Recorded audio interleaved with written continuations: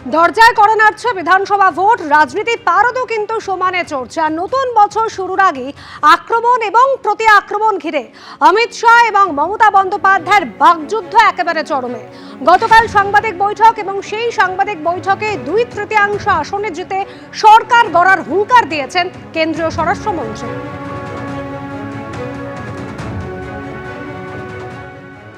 बंगाल की जनता को मैं विनती करता हूं कि मोदी जी के नेतृत्व में पूर्ण बहुमत की, प्रचंड बहुमत की एक भारतीय जनता पार्टी की सरकार बनाइए।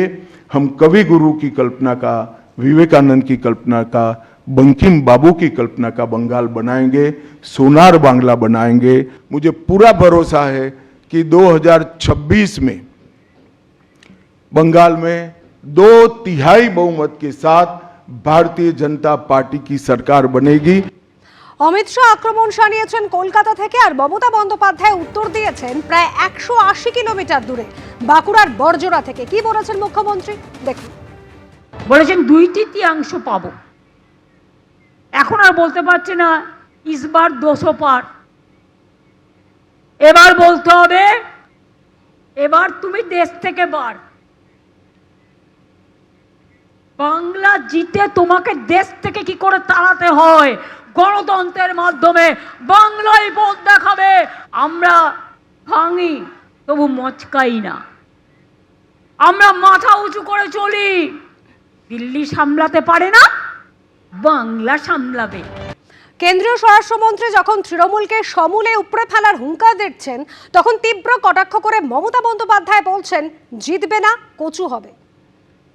अप्रैल में बंगाल में विधानसभा के चुनाव होने जा रहे हैं।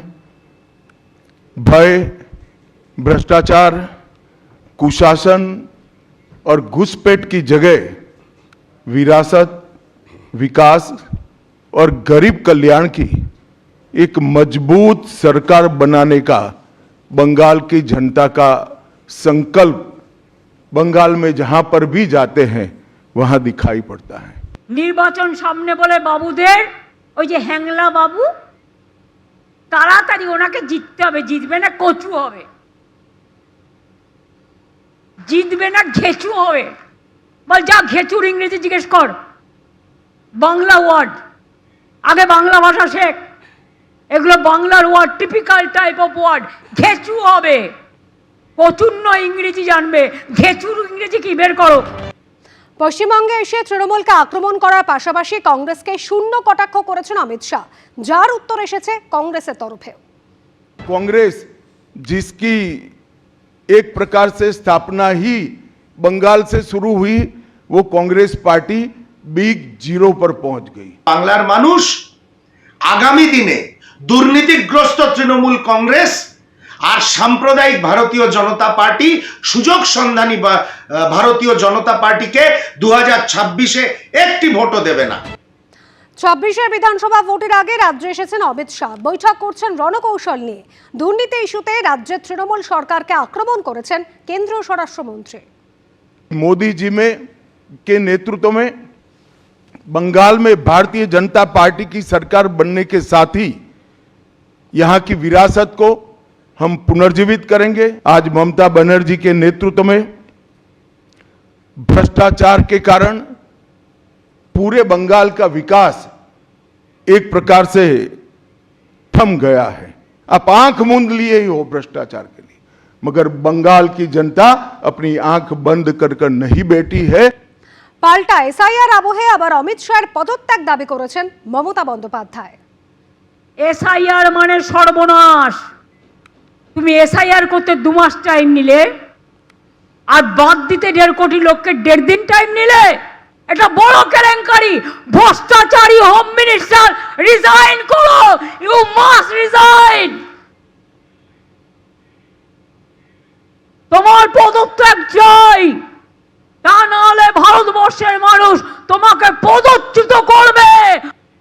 অমিত শাহের সঙ্গে দুর্যোধন দুঃশাসনের তুলনা টেনেও আক্রমণ শানিয়েছেন মমতা বন্দ্যোপাধ্যায়। ইসবার কেতনা হোগা। আজকে নাকি বলেছেন দুঃশাসন বাবুদা 2 চোখে, এক চোখে দুর্যোধন আর এক চোখে দুঃশাসন। যতদিন বাঁচবো এই দুরাচারীদের বিরুদ্ধে লড়বো, এই শকুনি মামাদের বিরুদ্ধে লড়বো, এই দুর্যোধনদের বিরুদ্ধে লড়বো, এই দুঃশাসনদের বিরুদ্ধে লড়বো। অমিত শাহকে মুখ্যমন্ত্রী আক্রমণ, আর সেই আক্রমণের জবাব দিয়েছে বিজেপিও। মানুষ জানে কে দুর্যোধন কে দুঃশাসন, কোথায় দুর্যোধনরা রয়েছেন, কোন পরিবারে তারা থাকেন, কালীঘাটে কোথায় দুর্যোধন দুঃশাসনদের বাস, পশ্চিমবঙ্গের মানুষ হাড়ে হাড়ে জানেন। এবং ধৃতরাষ্ট্রটি কে সেটা না জানলেও গান্ধারী কে সেটা কিন্তু পশ্চিমবঙ্গের মানুষ খুব ভালো করে জানে। দিল্লিতে জাতীয় নির্বাচন কমিশনে তৃণমূল কংগ্রেস আগে অভিষেক বন্দ্যোপাধ্যায় জানিয়েছিলেন যে আজ 31শে ডিসেম্বর কমিশন কার্যালয়ে তৃণমূল কংগ্রেসের প্রতিনিধিরা তারা পৌঁছবেন এবং মুখ্য নির্বাচন কমিশনার জ্ঞানেশ কুমার সহ কমিশনের ফুল বেঞ্চের সঙ্গে সাক্ষাৎ করতে চলেছেন প্রতিনিধি দলের সদস্যরা। আমাদের প্রতিনিধি বিজেন্দ্র সিংহ সঙ্গে আমরা কথা বলবো। তার আগে আপনাদের জানিয়ে দিই, প্রতিনিধি দলের নেতৃত্বে রয়েছেন অভিষেক বন্দ্যোপাধ্যায়।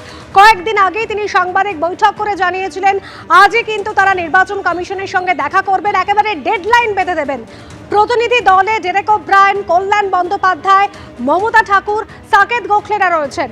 প্রতিনিধি দলে রাজ্যের 3 মন্ত্রী মানস ভূঁইয়া, প্রদীপ মজুমদার এবং চন্দ্রিমা ভট্টাচার্যও রয়েছেন।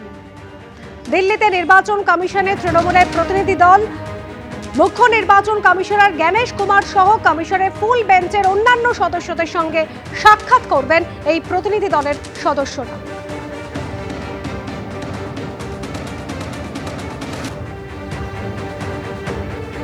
আর তৃণমূলের প্রতিনিধি দলে রয়েছেন রাজ্যের 3 মন্ত্রী, রয়েছেন মানস ভূঁইয়া, রয়েছেন প্রদীপ মজুমদার এবং চন্দ্রিমা ভট্টাচার্য।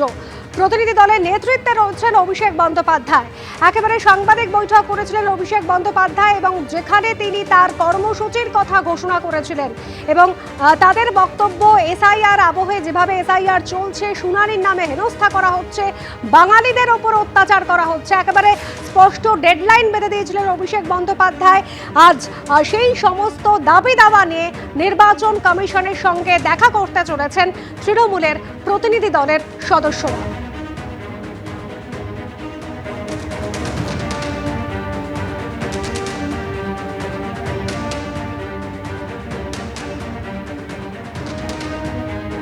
প্রতিনিধি দলের নেতৃত্বে রয়েছেন অভিষেক বন্দ্যোপাধ্যায়, রয়েছেন ডেরেক ওব্রায়েন, রয়েছেন কল্যাণ বন্দ্যোপাধ্যায়, মমতা ঠাকুর এবং সাকেত গোখলেরা।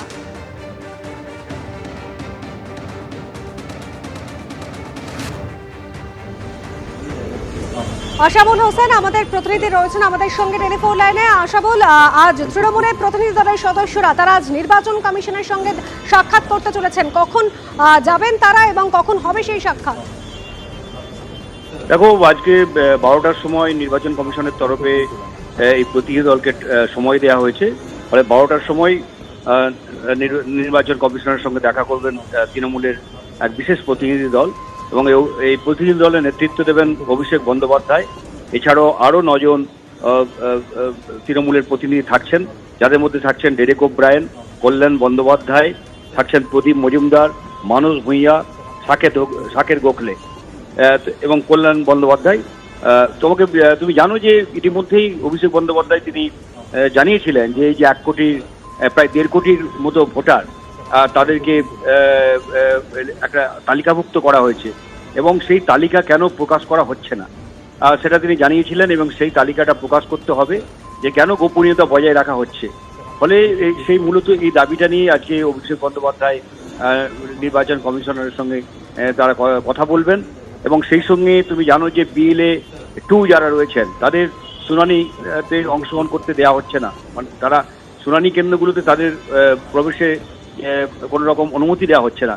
এই নিয়েও কালকে মমতা বন্দ্যোপাধ্যায় তীব্র ক্ষোভ প্রকাশ করেছেন। তিনি বলেছেন এনুমারেশন ফর্ম ফিল আপ থেকে আরম্ভ করে সমস্ত ক্ষেত্রে BLA 2দের যেখানে অনুমতি দেওয়া হচ্ছে সেখানে কি কারণে সাধারণ মানুষকে সহযোগিতা করতে BLA 2রা কেন শুনানি কেন্দ্রে ঢুকতে পারবেন না। সেক্ষেত্রে শুধুমাত্র বিজেপি নয়, সমস্ত তৃণমূল নয়, সমস্ত রাজনৈতিক দলের যারা BLA 2 আছেন প্রত্যেকেই তাদের অনুমতি দেওয়া হোক, যাতে যারা ভোটাররা যাদের নাম বাদ যাচ্ছে, যাদেরকে শুনানিতে ডাকা হচ্ছে যাতে তাদের সহযোগিতা করতে পারে। এবং কোনো আইন নেই নির্বাচন কমিশনের তরফে যেখানে আইনে বলা আছে যে BLA 2দের ঢুকতে দেওয়া হবে না শুনানি কেন্দ্রে। ফলে এই বিষয়টাও আজকের যে নির্বাচন কমিশনের সঙ্গে যখন অভিষেক বন্দ্যোপাধ্যায়ের নেতৃত্বে এই প্রতিনিধি দল দেখা করবেন এই প্রশ্নগুলো আসবে। সেই সঙ্গে এই যে অ্যাপে মাঝে মাঝেই নতুন করে নানা পদ্ধতিগত আপডেটেড করা হচ্ছে এবং যার ফলে যাদের নাম তালিকা থেকে বাদ যাচ্ছে বা যাদের শুনানিতে ডাকা হচ্ছে তারা কিন্তু বিভিন্ন সময় সমস্যার মধ্যে পড়ছেন, বিএলওরা নানা সমস্যার মধ্যে পড়ছেন।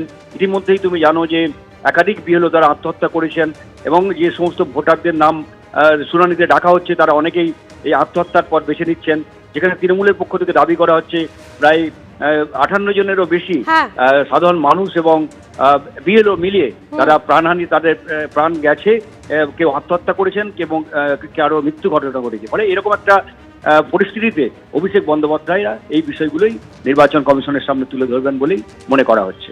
ধন্যবাদ শ্রাবণ। এর আগে আজ দিল্লিতে যাবেন তৃণমূলের প্রতিনিধি দলের সদস্যরা, তিনি নিজে নেতৃত্ব থাকবেন। সাংবাদিক বৈঠক করে অভিষেক বন্দ্যোপাধ্যায় কি জানিয়েছিলেন শোনাবো।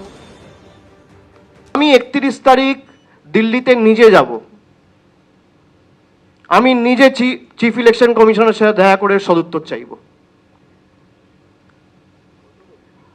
আপনার যদি উদ্দেশ্য সঠিক থাকে আর লোকাবার কিছু না থাকে, আপনি লিস্ট রিলিজ করবেন। আমি ভাবা উচিত, আপনারা ধরুন চাকরি করেন, হঠাৎ আপনাদের বলে দেওয়া হলো যে 10% লোক সাসপিশিয়াস এবং নাম বলা হলো না, হুটহাট করে চাকরি খেয়ে নিল, আপনারা জিজ্ঞেস করবেন না? আত্মপক্ষ সমর্থনের কোনো সুযোগ থাকবে না? এবিপি আনন্দ, এগিয়ে থাকে, এগিয়ে রাখে।